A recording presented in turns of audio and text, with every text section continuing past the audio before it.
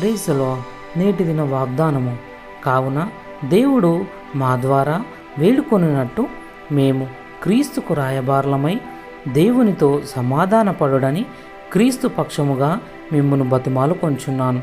2 కొరింథీయులకు 5:20 పౌలు వేరే రాయబారి కార్యక్రమాన్ని వివరించాడు. అది యేసుని అనుసరించమని ఇతరులను ఆహ్వానించడం. కావున మేము ప్రభువు విషయమైన భయము నెరిగి మనుషులను ప్రేరేపించుచున్నాం.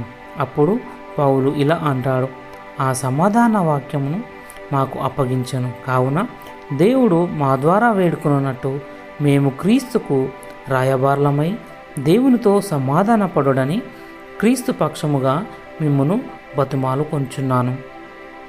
చాలా వస్తువులు లోతైన అవసరాలను తీర్చగలవని, సంతోషం, పరిపూర్ణత మరియు ప్రయోజనం యొక్క భావాన్ని అందించడానికి వాగ్దానం చేస్తాయి. కానీ ఒకే ఒక సందేశం, యేసును నమ్మిన మనకు అప్పగించబడిన ఆయనతో సమాధాన సందేశం. నిజముగా శుభవార్త నిరాశాజనకమైన ప్రపంచానికి ఆ సందేశాన్ని అందించే ప్రత్యేకత మనకు ఉంది. ప్రార్థన.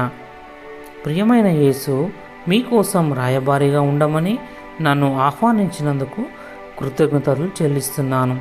యేసయ్య నామంలో ప్రార్థిస్తున్న తండ్రి, ఆమెన్.